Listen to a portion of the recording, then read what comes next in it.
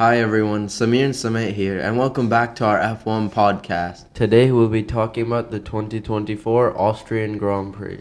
Yeah, so this is obviously the second race of the European triple header with Spain, Austria, and Silverstone coming up next week.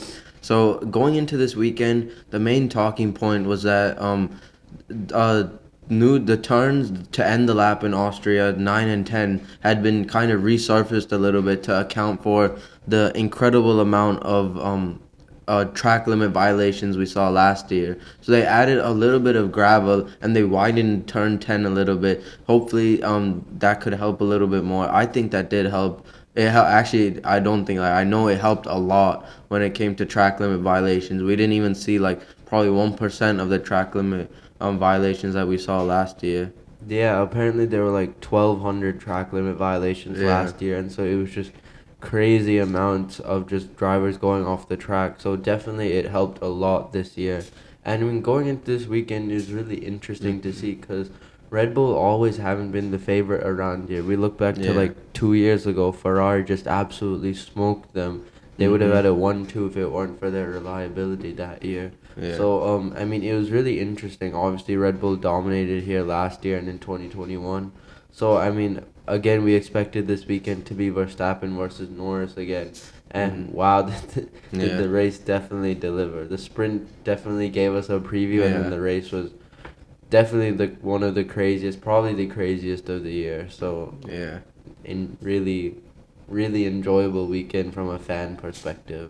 Yeah. So going on into FP1 then, obviously Austria was a sprint weekend, so this would have the different format to what we've seen normally. So there was only one practice session, and in FP1 it was Max Verstappen who, no surprise, he looked the quickest out on track. Oscar Piastri was up there with McLaren, showing that he was having some good form around here.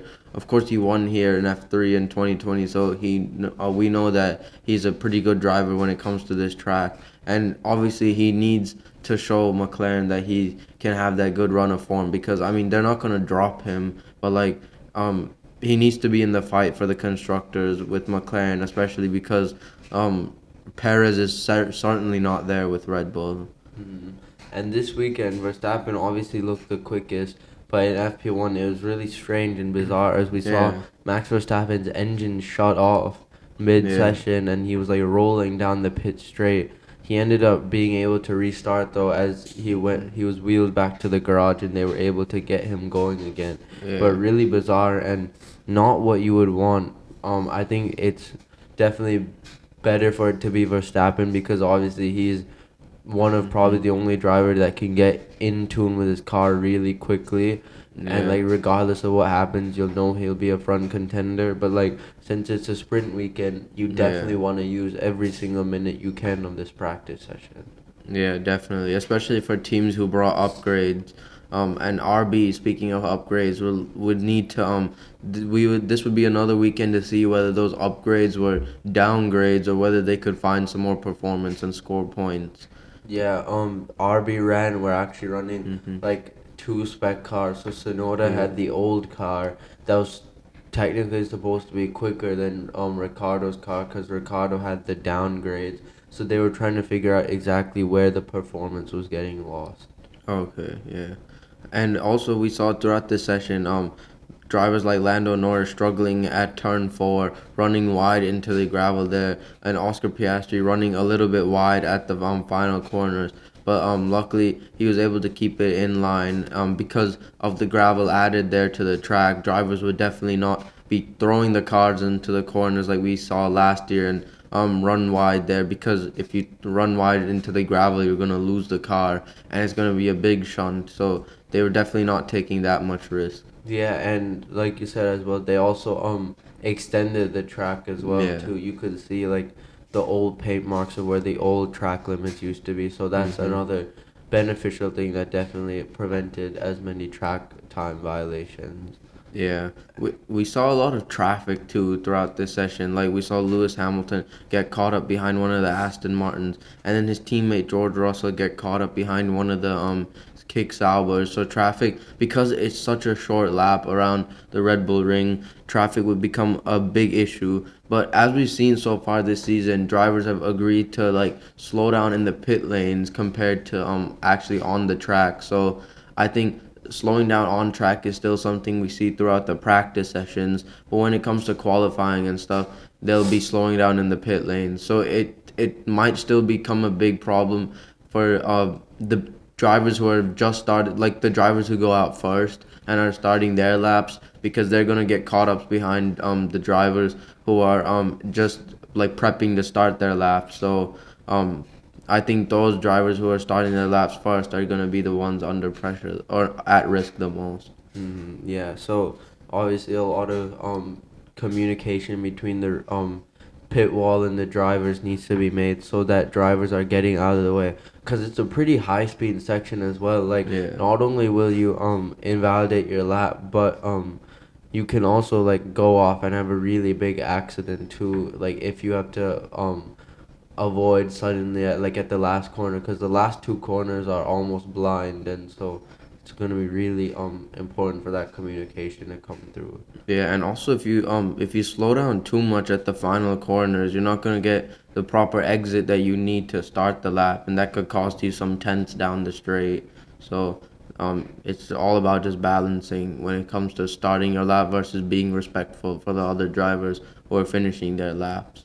So at the end of this session, it was Max Verstappen P1, followed by Oscar Piastri. Then came Leclerc, Sainz, Hamilton, Esteban Ocon sixth in the Alpine, who were showing an upturn in form. Then came Lance Stroll, George Russell, Yuki Tsunoda in the RB. So it looked like his car potentially had more pace now that the downgrades were removed. And then Fernando Alonso in the top 10. Yeah, so going on into now SQ1 that day because of sprint qualifying to start for the sprint race. So as drivers were finishing their laps at the final set of runs, we saw Lewis Hamilton come across the line, and he went up only into P11. His teammate Russell was up there in P2, so it was a little bit sketchy for Hamilton because other drivers behind were improving a lot. Drogon, you couldn't improve, and Sergio Perez was 7 tenths off his teammate, only in P8. He better than Hamilton, but still 7 tenths off his teammate was incredible. And also we saw Alex Albon cross the line, and he went up into 15th. And as it stood, Sargent was actually ahead of Albon. And this is one of the I think second week that they kind of have the same car. I heard in Spain it wasn't exactly equal, but it was more equal than we've seen so far. But apparently here in Austria it was like the exactly same spec cars, and so Sargent was showing like actually some really good pace around this track. He's won here in F2 before, so we know he's also like Piastri, a really good driver around this track.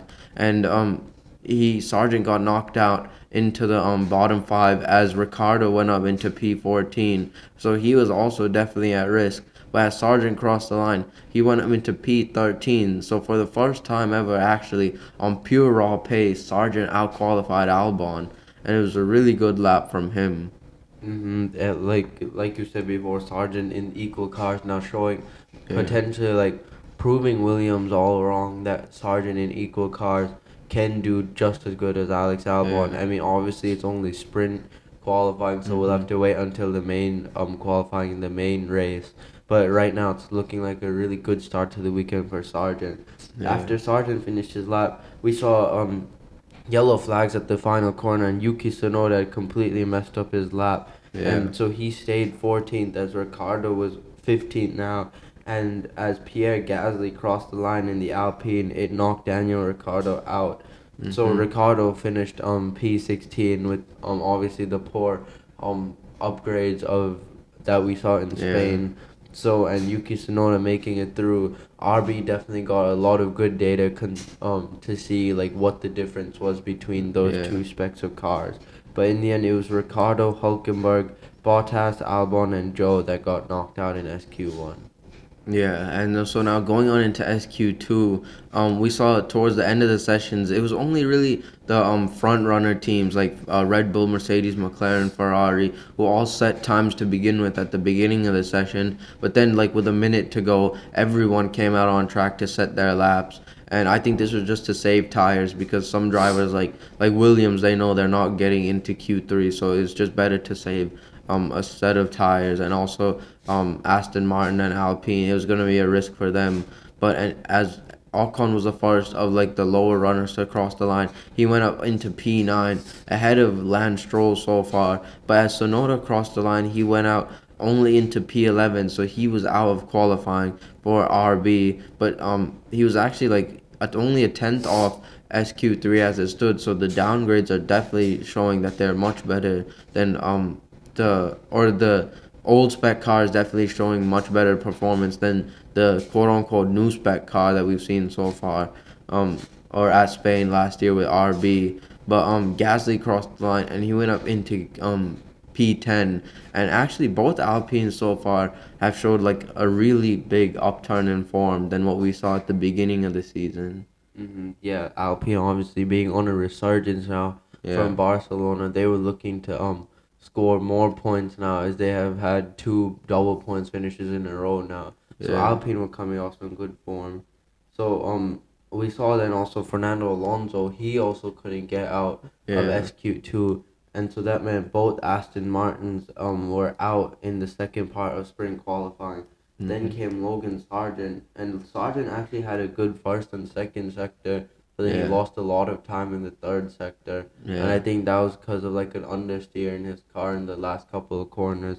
So really unfortunate for Logan Sargent, who Hmm. was 14th, and Kevin Magnussen actually, who had the fastest time in the first sector. He lost time in the last two sectors, so he only went up to P11.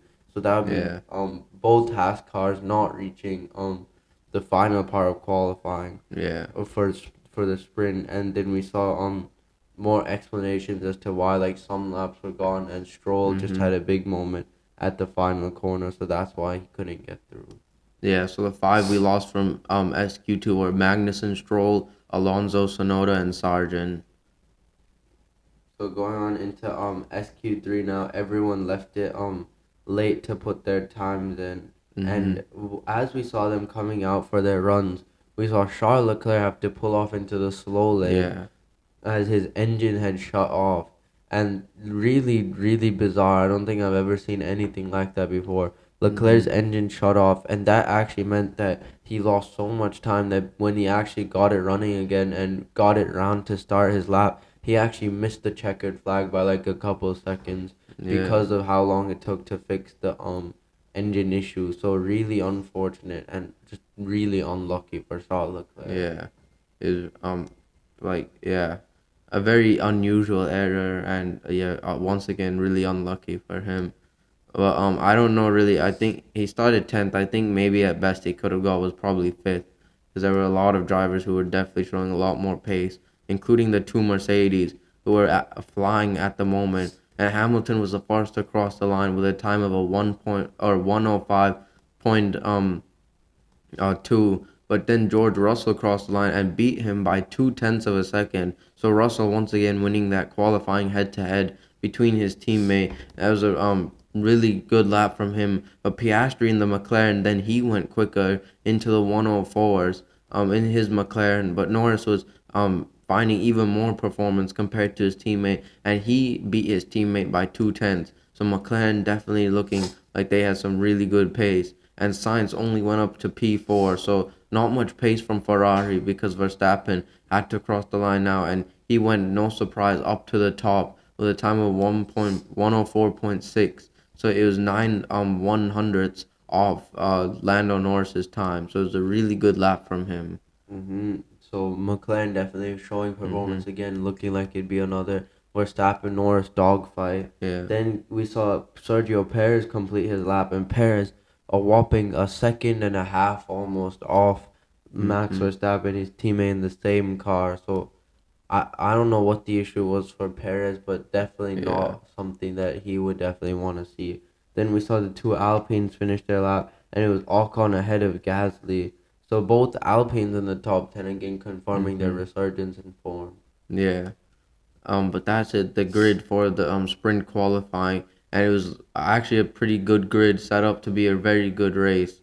And as we went on to the sprint race now, they actually had to abort the false start because I don't know the specific reason, but they had to abort the start for whatever reason, and the drivers had to go around for another formation lap. I think it was cause like there were photographers too close to the barriers at turn Okay. one or something, Okay. and so really bizarre. But they had to do it again, and that meant that the sprint actually was shortened because the cars Yeah. were fueled for a certain amount, and so you Yeah. can't do mid race refueling anymore.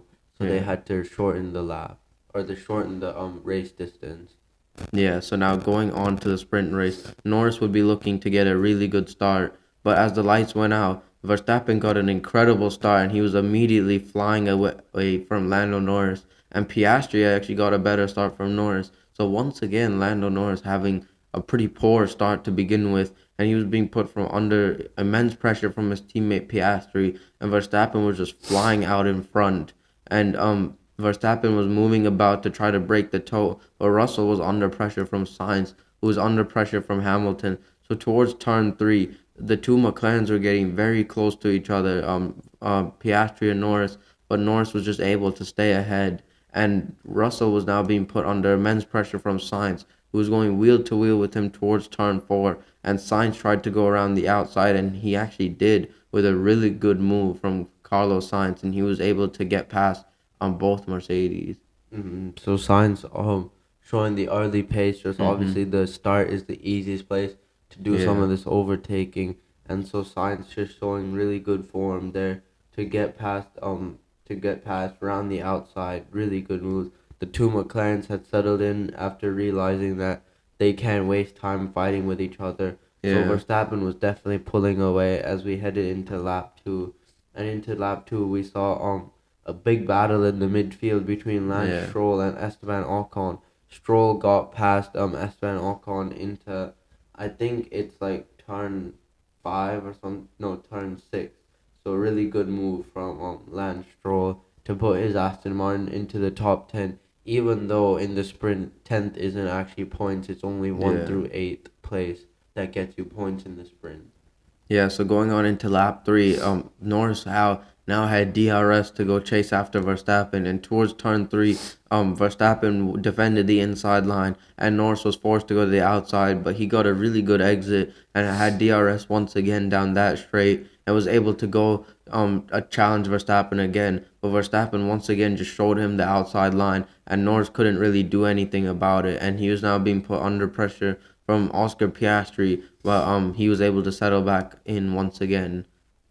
Yeah, and then going on to lap five, then we Hmm. saw as they approached turn three, Lando Norris send it down the inside. He just barely got it stopped, and he made the corner, so he took the lead provisionally. But Verstappen got the switchback, and then he was in the slipstream. Norris had the DRS though because he was behind Verstappen by the time they got to the detection line before turn Yeah, three, and then into turn four, Verstappen sent it down the inside again yeah, similarly to like what Leclerc did in 2022, and yeah, Verstappen retook the lead and just pushed Lando Norris off, and Verstappen took the lead, and that allowed Oscar Piastri to slip down the inside of Lando Norris as they went through hmm, turn five, and there was a really nice helicopter shot of this as Piastri went around the outside at turn six.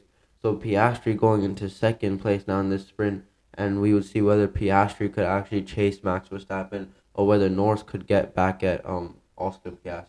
yeah. I think that was a statement from Verstappen to just send it down the inside like that and to show Mm. that he's not here to finish second place. I mean, that's a very Max Verstappen esque move because like we know how much he hates finishing in second place, and he was not gonna let that slide. He was not gonna let Lando just run away with the lead like that. And it was a really opportunistic move from him. Yeah, it was brilliant, and then Piastri definitely took full advantage of that Yeah, moment.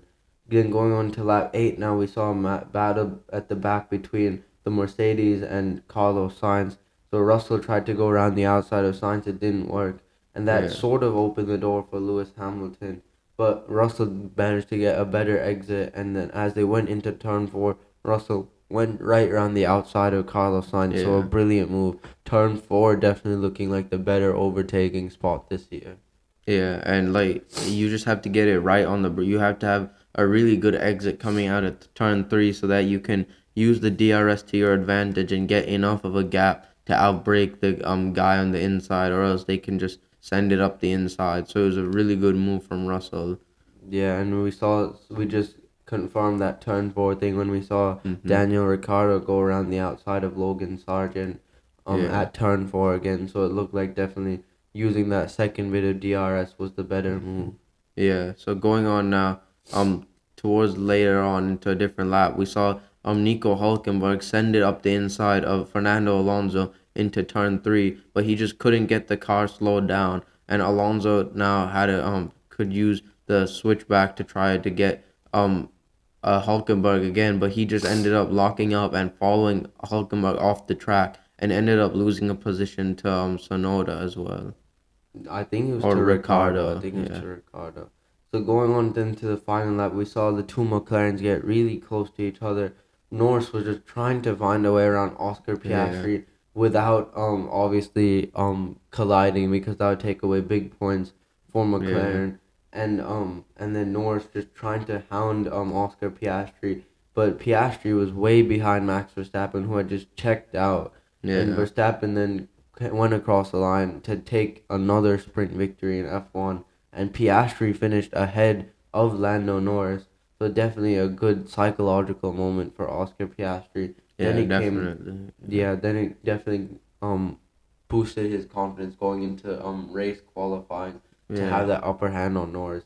Then came George Russell, Carlos Sainz, Lewis Hamilton, Charles Leclerc, Sergio Perez in P8. The really disappointing result from him, honestly. You would expect Yeah. him in the Red Bull to come charging through the field.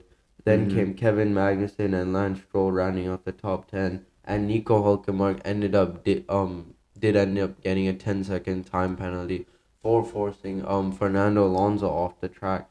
So Ricardo was the beneficiary of that, and he moved up a place.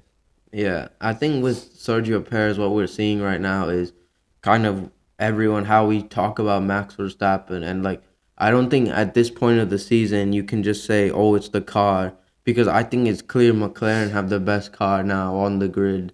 Um, I think now you have to look at the driver. I mean, Max Verstappen is without a doubt a generational talent that we've seen. It doesn't matter if you like him or not. I think everyone can agree he's one of the best drivers to ever come through this sport. And it's just proven here time and time again that even when he doesn't have the best car, he his mentality to I don't want to finish second, I'm here to win. Exactly. Always we see that time and time again, just like we saw here. He was able to retake the lead from Norris immediately, didn't waste any time at all, and then was able to check out like that.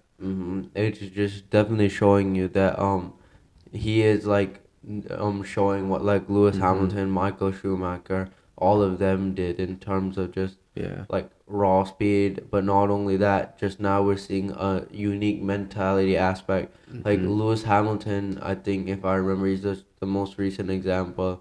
Um, like he was willing to finish like behind his teammate if it meant like more points like for the championship as a whole, obviously. Yeah. Whereas we're seeing like Max Verstappen, he just like it doesn't matter teammate who he just does not want to finish second. He doesn't.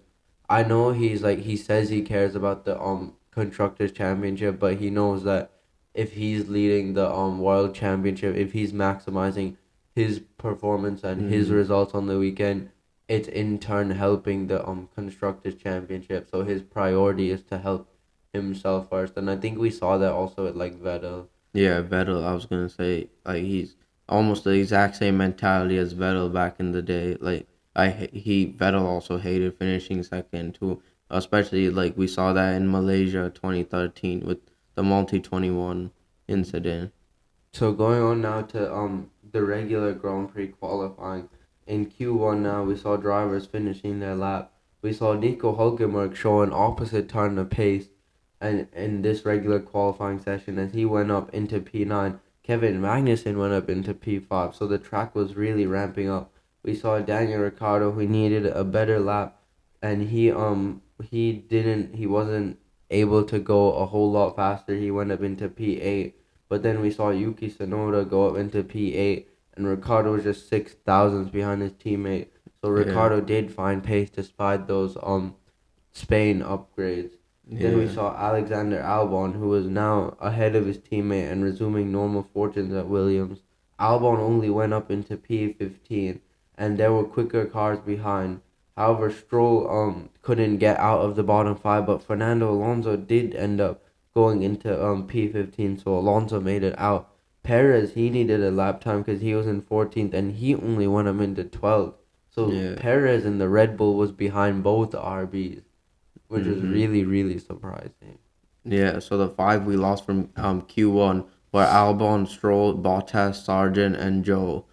Pretty normal bottom five to be expected. I would say the biggest shock from that would be Lance Stroll. I mean, you kind of would have expected him to be a little bit quicker than that, but it's kind of not a very surprising Q1 elimination. I mean, Aston Martin now look like they have the Yeah. eighth fastest car. Yeah, Aston Martin definitely because they're not bringing in as many upgrades as the other teams are, and like especially Alpine and RB bringing upgrades. They're looking much quicker than before, and so Aston Martin have kind of just been plateauing, Yeah. and not like they were quick at the very beginning of these regulation changes, or in like 2023 they were very beginning when they remodeled their car. They were very fast, Mm-hmm. and now they've just kind of plateaued and stuff. So it's not really working out for them anymore. Mm-hmm. So going on now into Q2, the final laps needed to count. Esteban Ocon, he stayed ninth. He couldn't improve his time. We saw Lewis Hamilton. He went up into P3, so he was actually ahead of his teammate. Then we Hmm. saw Nico Hulkenberg in the Haas. He went up into the top 10. He was P9. And we saw Kevin Magnussen stay behind his teammate. Magnussen was only 12th. And so we waited now for Fernando Alonso in the Aston Martin. Alonso really surprisingly stayed 15th. So just Yeah, confirming that the Aston Martin is definitely the eighth fastest car around here. yeah, Then we saw Daniel Ricciardo. He crossed the line and by like 15 milliseconds he missed out on Q3. Gasly then went behind Ricciardo in P12, and we saw that. However, his time got deleted because of track limits at turn 6, so he went off into the gravel. So disappointment from Gasly in the Alpine, and then Yuki Tsunoda was not able to improve his time. He stayed P14. So we lost Ricardo, Magnussen, Gasly, Tsunoda, and Alonso.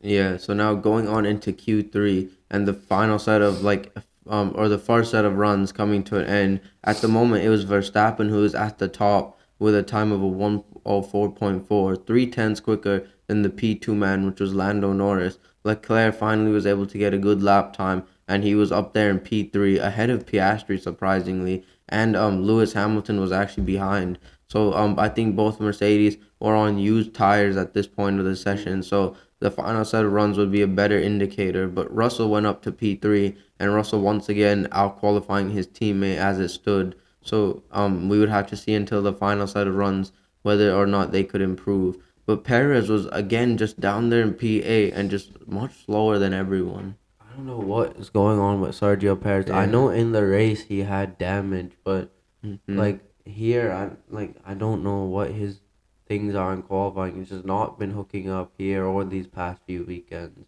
Yeah. But going into the final laps of Q3 now, Max Verstappen was flying once again. He had a pretty poor middle sector though, but got back time in the final sector, and he extended his advantage by a tenth, and so he remained comfortably in P1. And we waited now for Oscar Piastri. Piastri put it on the front row, but it was still 4 tenths behind Max Verstappen, and it was Yeah. actually a thousandth ahead of Lando Norris. Carlos Sainz then went up into P4, and Lando Norris was flying, but he crossed the line and it was only P2, still again 4 tenths behind Max Verstappen. Charles Hmm. Leclerc, who would now have a good Q3 run, unlike his fortunes in sprint qualifying, he got it all wrong though at the final couple of corners.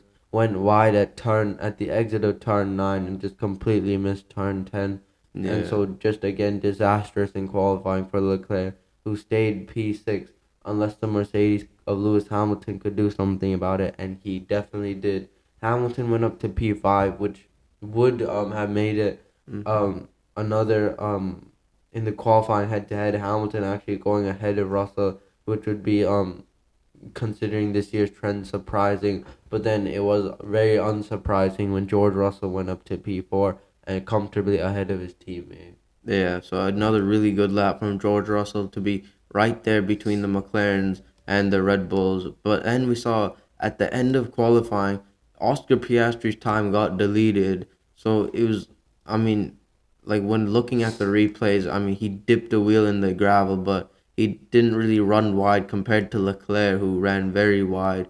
But Piastri, I guess, was like all the way, was in an odd position where he was on the curb and not in the gravel, but still outside the lines, and that's why his time got I deleted. think the same guy who drew that lines for track limits drew the line for the VAR goal in the U.S. versus Uruguay game. That game was something. I mean, like, oh my god. But in the end, it was Max Verstappen P1, then came Lando Norris. George Russell inherited the P3. Yeah, Sainz inherited fourth. Hamilton inherited fifth, and Leclerc inherited sixth. And Oscar Piastri fell all the way to P7. Then Sergio Perez P8 and 8 tenths off his teammate, almost 9 tenths off his teammate. yeah. Hugely disappointing. Then came Nico Hulkenberg and Esteban Ocon. So good results for Hulkenberg and Ocon. Yeah, and Hulkenberg and Ocon, like again with the battle of the midfield that I talked about way back in the beginning of the season, of which drivers could pick out like just a 1 or 2 points at each race. It used to be Sonoda, but he's kind of fallen off now. So if drivers can start picking up points by points, it'll all add up at the end of the season in that midfield battle, and that could earn their teams like millions and millions of dollars because of the prize money.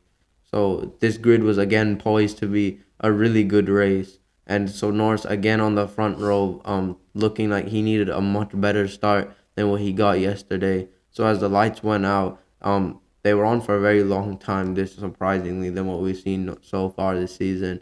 But as the lights went out, Verstappen just again got a much better start, and Norris just again with a very poor start, and he was under a lot of pressure from George Russell this time, unlike his teammate. Hamilton we saw run wide compared to and was under pressure from Leclerc behind in the Ferrari. But towards turn three, Verstappen was just like incredible how much he pulled out of a gap. But Norris had the inside line ahead of Russell, and Russell was now he had to tuck in behind Norris on the run down to turn four, and there was no DRS of course, but it's just pure slipstream. And we saw farther back Piastri and Perez going wheel to wheel, and Piastri was able to actually sneak ahead of the Red Bull. So it was actually really poor from Perez. But Yeah. then Perez was able to get the position back by forcing Piastri off the track, which was a little bit dirty, but I mean, worked out for him, but still pretty dirty. Yeah, so obviously that corner's come a cropper for Red Bulls in Yeah, the past years, and so yeah, Piastri falling to that now. And then we saw actually Leclerc had contact with, I think it was yeah. Oscar Piastri, and because Mhm. he got sandwiched by Perez and Piastri, so Yeah. Leclerc had to come into the pits at the end of lap one to change his front wing. It completely ruined his race. And same with Sargent too, who broke his front wing with contact with Lance Stroll. So after the highs that Sargent had on that Friday qualifying, and now turned into extreme lows in this race, as he would be running last with Leclerc. Yeah, and going back also to the back of the grid, we Mhm. saw initially a very, very poor start from I think it was a poor start from Yuki Tsunoda, who just couldn't get off the line properly. Yeah. But then and we saw a good start from Ricardo going around the outside of a couple drivers, but then Ricardo got shuffled out, and that Yeah. allowed the Hasses to get ahead, and as well as Tsunoda had a pretty brilliant start, then coming past Kevin Magnussen, and then I think it was Valtteri Bottas in the kick sour. So Mhm. the midfield was already getting really close together at the start. Yeah, so now going on into lap three, we saw the two Mercedes were fighting each other, and towards turn four, we saw Russell make a very nice move to go around the outside of his teammate and get the position ahead of George. Or Russell got the position ahead of Hamilton, and then the very next lap, Sainz got past Hamilton, so Hamilton was really struggling on his tires. Yeah, obviously now we saw tires starting to play a big effect because really surprisingly this year Mm-hmm. tire performance seemed to be a lot or tire degradation seemed to be a lot higher than in previous years Yeah. around here. So we saw early pit stops starting to happen soon. After on lap 7, we saw Lewis Hamilton trying to get past Carlos Sainz once again, and it was pretty personal between these two. Obviously, Yeah. Hamilton coming to replace Sainz at Ferrari. Then we saw then we saw further back Sergio Perez and Oscar Piastri going wheel to wheel. Piastri, a brilliant move around the outside Yeah. of Sergio Perez. So really good racecraft from the Piastri, who really Yeah. weirdly to think about is only his second year in F1. Yeah, he's kind of making that corner turn 6 like his overtaking spot. We saw in the sprint, and now we saw here. He loves an overtake there. And then similar things happening on that lap too. We saw Ricardo get past Joe Guan Yu at turn 3, and then we saw Fernando Alonso try to get past Joe Yeah. Guan Yu, just completely hit him. And Mhm. uncharacteristic error you'd see from a driver Yeah. like Fernando Alonso, who Yeah. received consequently a 10-second time penalty for that, I think. Yeah. And then we also saw the two Alpines. Initially, we thought this would be the battle of the race that would actually make the race Mhm. interesting. The two Yeah. Alpines get really close together. Ocon and Gasly, obviously these two don't like each other, and Yeah. Ocon was departing the team now. Gasly would want to Gasly would feel like mentally he should get preference now over Ocon because Gasly just signed a Yeah. multi-year deal going into this weekend. Yeah, but then we saw Esteban Ocon on lap 35. He forced Fernando Alonso. He closed the door on Alonso at the run up to turn 3, and then he killed one person, and he was now trying to kill another with his teammate Gasly by forcing him completely off the track onto the rumble strip, and Ocon just showing his brilliant defending tactics to try to keep a P11, not even a points position, but just P11 because Ricardo had checked out farther down the field, and Ocon was just wasting even more time fighting. Yeah, these But guys yeah, had fresher tires than Ricardo, but this fighting was yeah, allowing Ricardo to get away.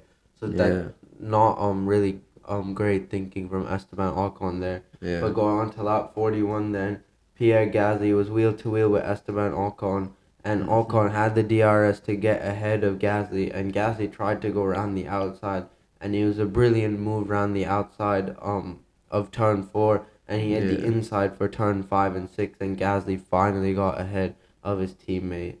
Yeah, so going on into lap 48, then we saw Piastri send it up the inside at turn 3 on Lewis Hamilton, and Hamilton tried to get a switchback, but Piastri had the DRS, and he was able to just pull away from Lewis Hamilton and try to chase out farther down the road and get try to chase up to his teammate Lando Norris, who was 20 seconds up the road, but he still tried to give it everything.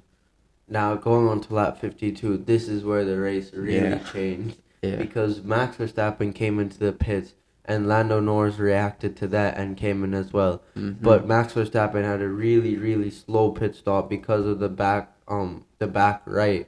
And Yeah. so it was a 6.5 second pit stop versus Norris's 2.9. So Norris essentially gained about 3 seconds in the pit lane. So Yeah. that gap Verstappen had was slashed in half, and it was slashed even more when Verstappen had a big lockup at Mhm. turn 4 trying to get the tires working again. Uncharacteristic to see that from Verstappen, but that allowed Lando Norris to close up right to the back of him. And on lap 55, we saw the first of many chances to overtake Max Verstappen. We saw Lando Norris go down the inside, and Verstappen reacted really, really late to that. Yeah, he kind of like moved under braking. What we saw, well, the rule that's been put in place because of him, he did it once again. Moved under braking. Yeah, it was really hard to tell. Apparently, after the race, it was like shown that he moved fractionally before he started braking, because he was Hmm. braking that much later than Yeah, Norris. So but all in all, it can definitely be seen as that he was yeah. moving under braking, especially since he reacted to Norris's move, and Hmm. so immediately Norris was straight on the radio Yeah, to like report that. yeah. Norris like definitely made it a habit to go straight to the radio Yeah. when something doesn't go his way. But I mean, it's pretty normal to see. But 4 laps later, on lap 59, Norris just sent it up the inside again. It's like some Ricardo type dive bombs, except Norris ran off the track. Ricardo would have stuck it on the track, but he gained the place off the track. But he knew that he had to give it back immediately, and Sargent was getting lapped again. No surprise there, but he gave the place back immediately to Verstappen because he knew he overtook off the track. So it was good from him and McLaren to tell him to give the place back. But on lap 63, then we saw Norris gaining again with DRS, and he went down the inside on Max Verstappen. This time, Norris kept all four wheels on the track, and it was Verstappen who actually kept the place by going wide off the track. So Norris was like this time reasonably straight to the radio, telling like his team to tell the FIA to tell Red Bull to give the place back because Verstappen should have given the place back. Yeah, and obviously, Max, like, regardless of what happens, Yeah. he won't give the place back unless he's Mhm. instructed to do so. We saw that in Mexico 2016, Yeah. like, on his move on Vettel. And then Yeah. Verstappen would be on the radio saying, like, Norris pushed him off the track, and so that's not allowed to do. So, and actually, that's, in some ways, that's right, because we saw in Abu Dhabi 2021, whatever the controversy was that race, in the Mhm. initial phase, Verstappen like dive bombed Hamilton, Yeah. into, I forgot what corner it was, and then he kept all four wheels off the track, but Hamilton like cut the chicane and kept his place, and the Mhm. FIA said Hamilton could keep that place because he was pushed off the Yeah. track. So I think in that regard, then it made sense why Verstappen would keep that position, and Yeah. albeit like Norris, because of that dive bomb, like you Mhm. said, he actually was on a black and white flag before that, so he had a 5 second penalty coming his way. So if Yeah. Verstappen got a 5 second penalty for keeping the position, then you just be neutralized and just fighting resumed once again. Yeah. But then here's where it all kicked off on lap 64. Norris had DRS and he was gaining fast on the run to turn 3. Verstappen showed him the outside, and this time he moved completely under braking and just pushed Norris straight to the curb. And this time Verstappen got a puncture on his rear left tire. And then there was a second phase of contact as they both ran wide, and they touched Norris's front wing got broken, but both of them had punctures. And as they were going down towards turn 4, Verstappen just like pushed Norris onto the grass to try to prevent him from passing. But this was now both of their races completely ruined because they both had punctures now, and it was like and I like this was Verstappen's fault. This specific move here was Verstappen's fault.